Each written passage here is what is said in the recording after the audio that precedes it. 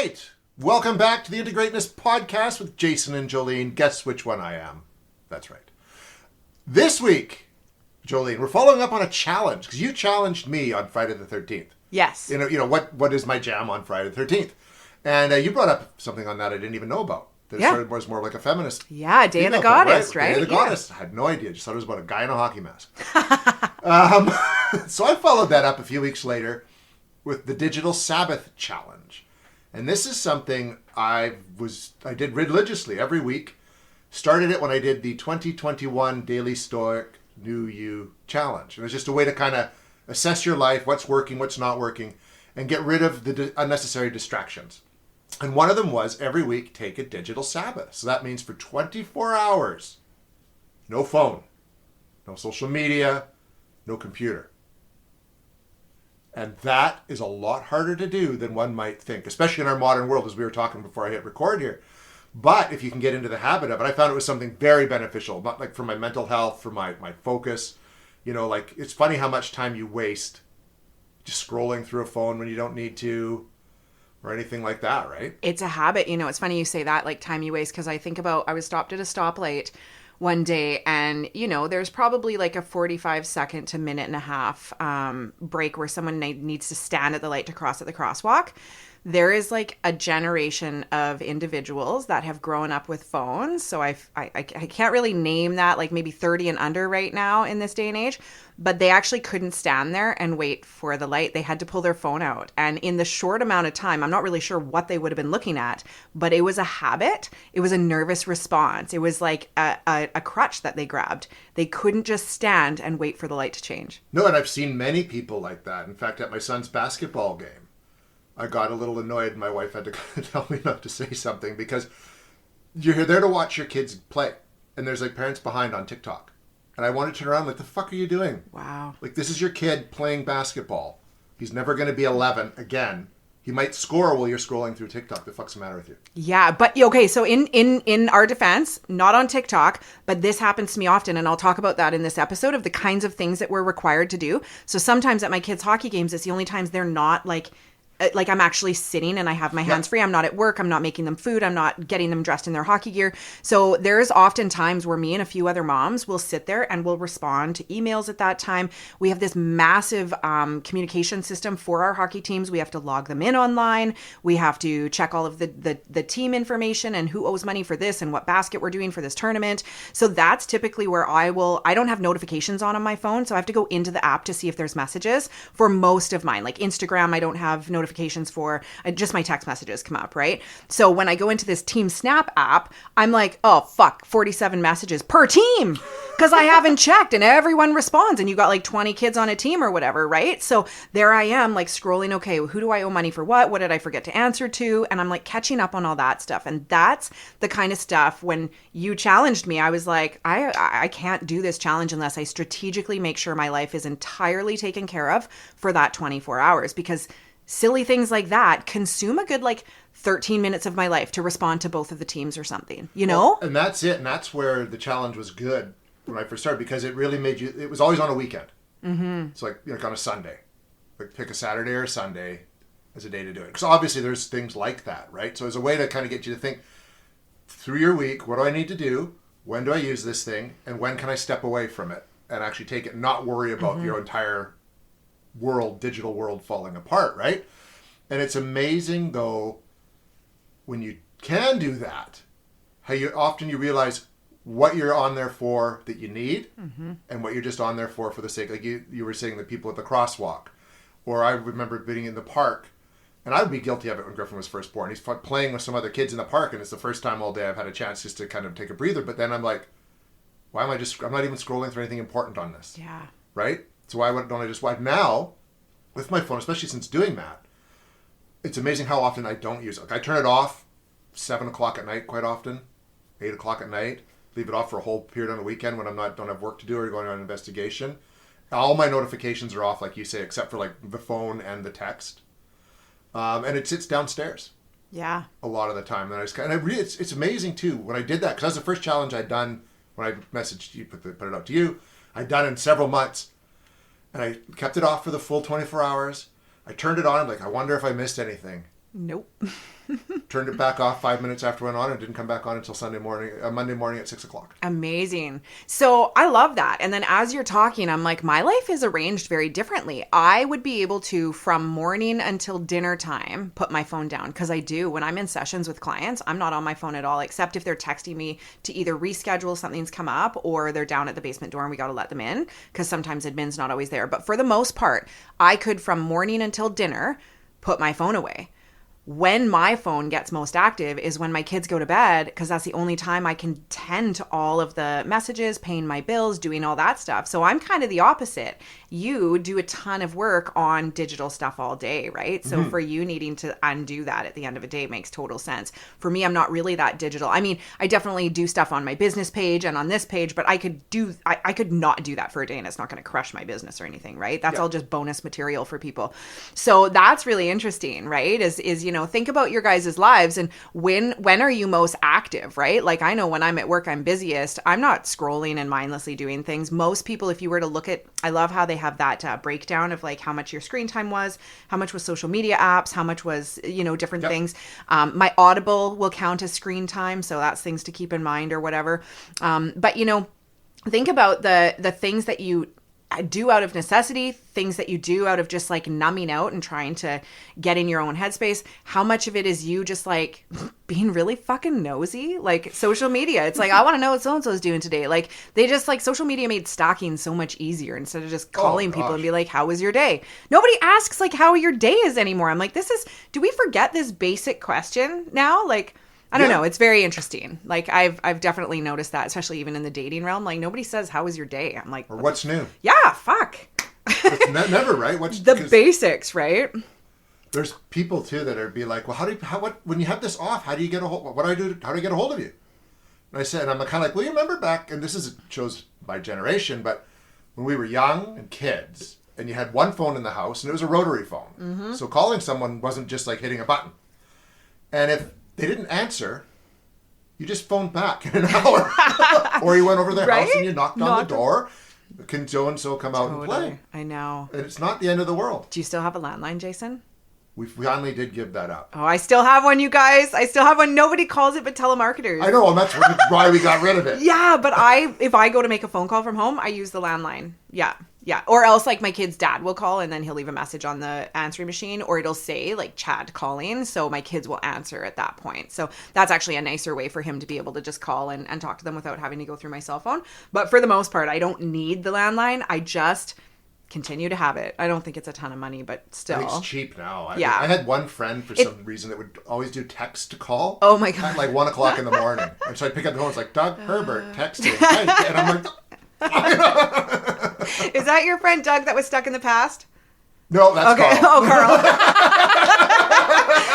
That would have been amazing. Yeah, right? Oh, so I was telling Jason that like there are so many things we're handcuffed to our phones for in particular. I have a really easy time boundarying my work emails, and I tell my clients like, don't email me if it's an emergency, because until I put my computer on my desk at work, I ain't opening that thing at home. So that's a really good boundary. I don't have my work email on my phone because I couldn't hook it up initially, and then I didn't want to hook it up. I don't want to access my work email from my phone.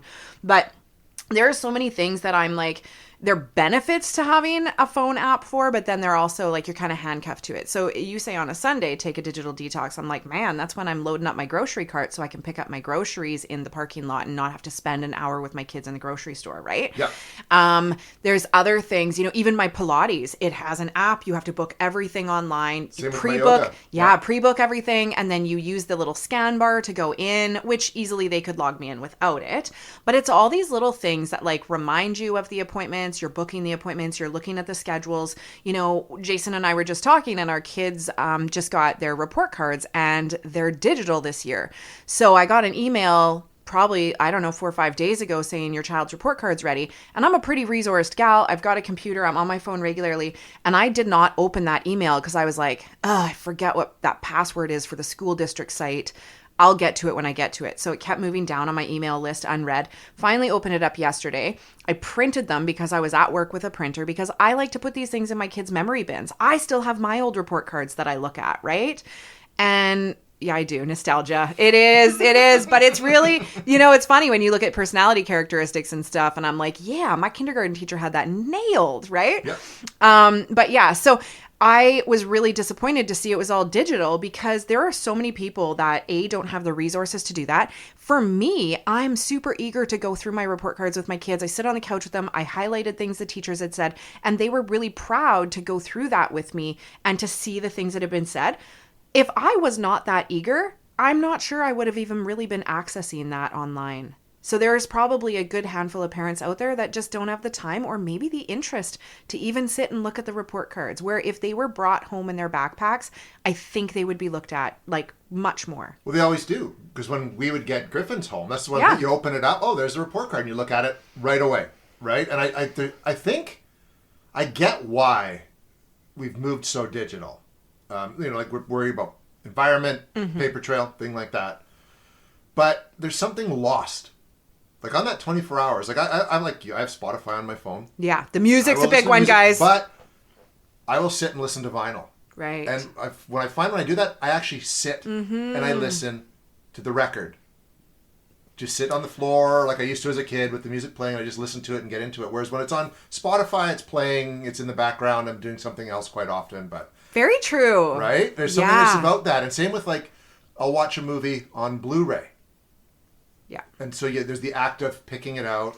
Oh, I've spent 5 minutes. You put it in. You wait for it to load. It starts. You watch it, and you actually focus. You don't just like, I'm bored, and turn it off after 2 seconds. Yeah, You it's watch true. it. There's one part you can't skip past too, Yeah. and it's like the warning things Yeah, or whatever. You have to watch You that, have to right? watch that. And then Yeah. you're engaged And more. that turns it from a task or something into an experience, Yeah. I guess, right? Yeah, I bought a record player last year and thought it would be so cool for my kids to physically be able to put their own music on, right? So it had like a cassette. It was like a 6-in-1. So it had Oh, wow. Bluetooth, radio, a cassette player on the side, a disc, like a CD thing, and also the records, like the vinyl. Yeah, it's very cool, and Very cool. it looks antique-y, right? It Yep. looks old, and yeah, it's very cool. So, anyways, my kids really love that. So I pulled out again. There's our nostalgia episode.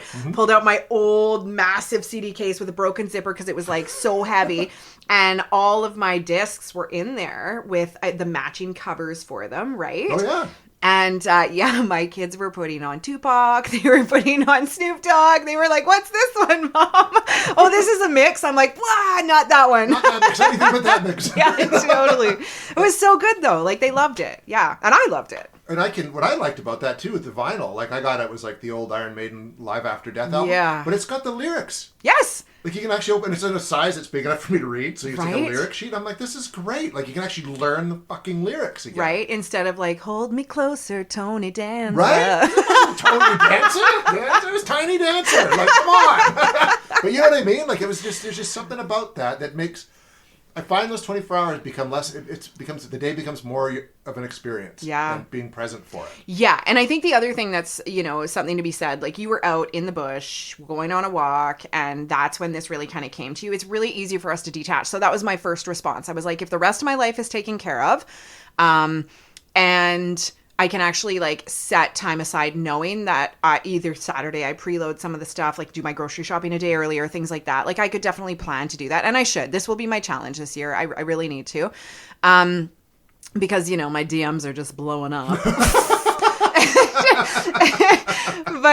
But essentially, for me, I'm like, my first response was, yeah, if I'm out at the lake, right? Or if I'm out of service, I have no problem being offline because I'm just so present doing other things, right? Like I said, except I always need tunes on my boat. So that's where my phone comes in, right? But I could be flexible around that. That's when you pick up like a secondhand tape player. Tape Remember player? what tape was? Like bring my ghetto blaster on the boat? on the boat, like in the old days. But you know what I mean? Like, Yeah, just try that and see how that experience works. Just Yeah, don't I lock it do in think the lake. actually there is a CD option. So I mean, I could bring my massive broken zippered CD book as well. Yeah, and yeah, put some discs in yeah, and load it up. fully. Yeah. Yeah, we could float to Snoop Dogg. I'm kidding. I have more discs than just them. They're just the ones at the front that I reference the most. That's right. I have the sweater for it. Yeah, totally. But there's a value to this, I think, and that's something I really learned. And once I did it that 2 weeks ago, I've done it again. Oh, and good. I just find there's something, and I find even in terms of mental health, like we were talking about how the last full moon, right? Just seemed like everything just went off the charts. Everything was crazy. It's a chance just to kind of step back and just kind of just breathe, and you're not bothered, because those things, as convenient as they are also kind of like an electronic ball and chain. Right? They've got you locked into things. People can get a hold of you anytime. Everything is at our fingertips, and there's this sense of like immediate gratification. We lack so much patience, right? Like you said, if you couldn't get a hold of your friend, you just waited. You didn't get into this panic mode of like, I need to know now. Yeah. Right? And it's like, we send messages, and then there's this whole like, have they read it? Okay, well, they read it, but they never responded. And I can see that they posted something over it. Like all those things, which right? is like asinine. And we are not meant, and I feel like I mentioned this at a different in a different episode, but we are not meant to consume the amount of information that we consume that's at our fingertips online. So if we scrolled through, like, I don't do TikTok, but you know, like, I guess like 6 or 7 TikTok videos, you are in like 6 or 7 different locations, different topics, observing different people. We can't physically do that in our real life, right? So our brain becomes so overloaded with information that is way too just like, it's just receiving it way too fast. It's stimuli overload, essentially, and we're constantly doing this. And I also think there's something to be said about like the whole blue light issue, the whole wireless issue. I still use plug-in earphones. Me too. I don't like the wireless option. I just think we have so many, what are they called? Like EMF signals and things rolling through our homes all the time. Like, these are not things we grew up with, right? I mean, we were worried about kids who had a funny eye if they lived too I can't believe I'm saying this. Don't open the microwave too soon. Yeah, like, don't stand too close to the microwave. Oh my God, they live way too close to the power lines, and that kid has a funny eye. That's got to be the problem. Or like in Kamloops here, it was like, oh my God, that must have been the pulp mill, right? Yeah, like, for sure. So if we were worried about that shit, why are we not worried about the, like, yeah, I feel like I'm in a microwave in my house sometimes, right? And I know our kids, like, there's just so many wireless devices. Everything fucking needs to be charged these days. Like, is Duracell still in business? They still make them. I know, I still got lots of batteries. They make rechargeables though, ladies. This is what I hear. I'm just kidding. They do. But anyways, we digress. So yeah, thinking about some of those things too, I think from a health perspective, like not only mental health wise and how rapid our brain is shifting between apps and how we can shut things down and flip to a new one, like transitions and change, we learn this with kids, are really difficult. This is why teachers work with younger kids to like get them dressed in their clothes before the bell goes, get them ready. They stand at the door. They mentally prepare for transitions. Anyone who's had to interrupt their kids, especially from a screen when they're in a dopamine high, that's no different than waking up someone who's been like overdosed on heroin and now they're pissed at you for ruining their high. Like, it really is.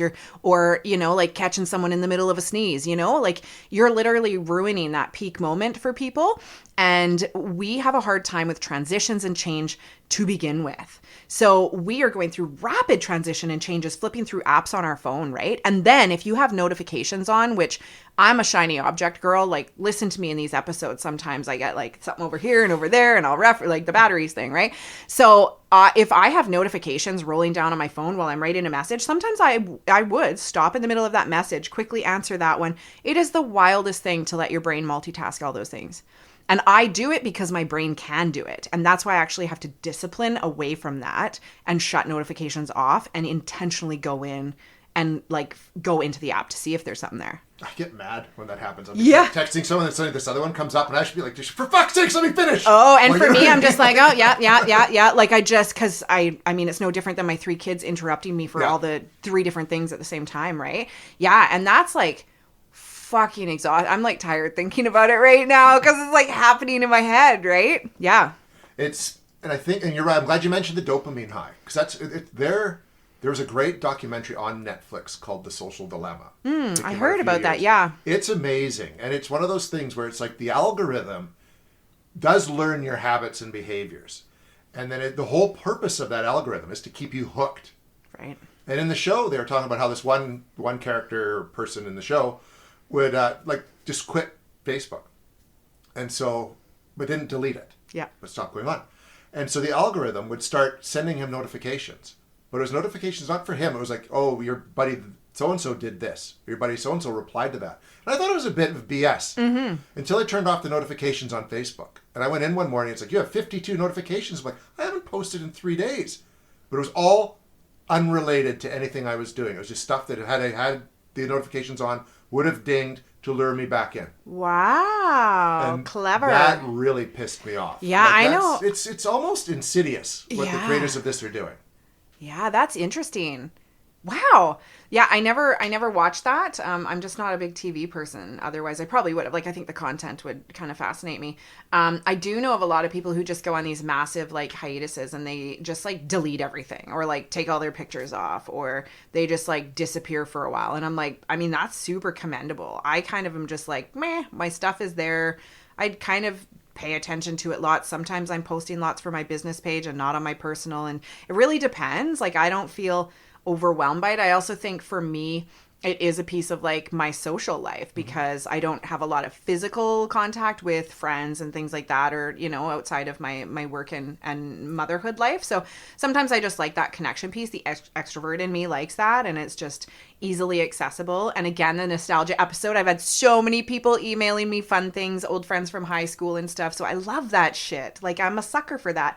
If I didn't have those apps and options, I wouldn't be having some of those cool conversations, right? Mm-hmm. There's a pro and a con. Oh, for sure. Right, to both of them. Yeah, yeah. I think that the point of a Sabbath is just take a break and just see how that adjusts. Your life adjusts. Yeah, and like you said, everything slows down. Yeah, you just are way more present. It's funny because my son, he likes to play some video games right now, and he'll play with one of his buddies on their headsets and stuff. And man, it's really, really discouraging. I really push for family time at the table, so me and my kids will sit.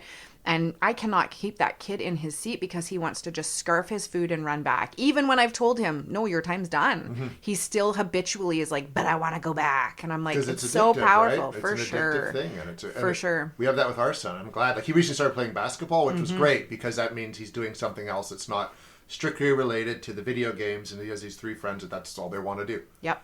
And it was actually funny. The grandmother of one of them came over to pick this kid up the other day.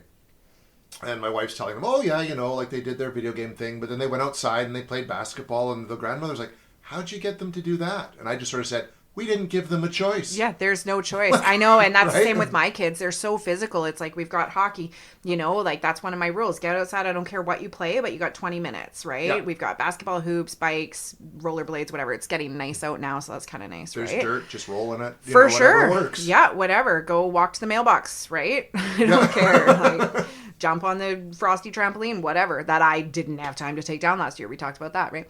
Yeah, but no, and I also think, you know, for us adults, we didn't grow up with these in our fingertips. I'm pointing to my phone right now, for a good part of our life, right? I think my first cell phone I got when I was about like 19. So about half my life has been with one and half one without, and not even like a smartphone. I think probably 10 years with a flip phone or something, right? They were all flip phones or brick phones. Yeah, even, totally, right? Like, right? And that's when you could text and drive because you were like, 111, 2223. Like, you had that whole thing memorized. You knew where the G was, where the H was, how many tabs. You just knew by feel. Oh, totally. And how many times you had to press that button. Yeah. Anyways. But really being able to say, like, you know, now I'm at that point where I'm like, ooh, it's going to be more of my life with this at my fingertips than it was before. But there are so many people who, like, for 75% of their life have only known that as the extension of, right? Or our kids that grew up with it all around them all the time. My son could unlock my phone before he was 1. Wow. He just picked it up when he kind of figured it out, right? Yeah. And I was just like, that's worrisome. Wow. Yeah, totally. Hey. Yeah. So for everybody out there, think about, like, we would love to hear you interact with us. Like, what does this digital Sabbath look like? Some people are like, yeah, no problem. Easy. Right. And then other people are like, no, I have to have it. Especially people who are really anxious about where they stand in their friendships, or they're insecure about certain connections that they have. Like, there is a lot. I mean, this is like detriment to high school students right now. Like, kids, if they don't view a story within 24 hours and their friend's stories disappeared, they feel like they have missed out on a lot. Like, I've talked to parents who they take their kids' phones and things like that away at nighttime, charge them in their rooms or whatever, and these high school kids are panicked if they don't wake up in the morning and view some of their friends' stories because they feel like they're missing out. Like, it is stressful for them. That's a problem. Wild. That's a huge problem. Wild. And I don't understand how we let it get there. So a 24-hour Sabbath would make some people feel like they were missing huge amounts of information, especially on a weekend, right? What happened that Saturday night? What's this person doing, right? And I think that that's like, really be honest with yourself if that's kind of speaking to you, about maybe like a few people in your life or just a lot of people in general. What do you feel like you're going to miss out on, right? All you fantasy footballers, that's who I'm talking about. Or I'm just kidding. But people are like info junkies. Like I have a friend that we sit and we watch some movies sometimes, but he's still scrolling the phone while watching the movie, and I'm like, what the fuck? Like, just watch the movie. You're not missing anything. Yeah. Right? Again, it's the peak stimulation. We're so used to certain levels of stimulation now that when we're getting a basic movie, that's not enough. We need more distraction. And that's horrible. So horrible. It's wrong. Oh. So yes, folks, think about that Digital Sabbath. Let us know what you think, or if you tried it, how you liked it in the comments. Jolene will. I'm going to. Yeah, I'm going to, you guys. I'm really going to like strategically plan a little bit of this. It's going to take a bit more of a leap for me because there's a lot of things that I do. Yeah. I can do it. I could do it on a work day. I'll tell you that. I don't think I could do it on one of my days off because I leave so much of that for a lot of the things I need to take care of, right? So if I'm doing some extra trainings, I'll do it when I don't have my kids or things like that, right? So I will keep you guys posted how this best works into my life, but I like the idea of it and I do think I need it. There you go. Yep.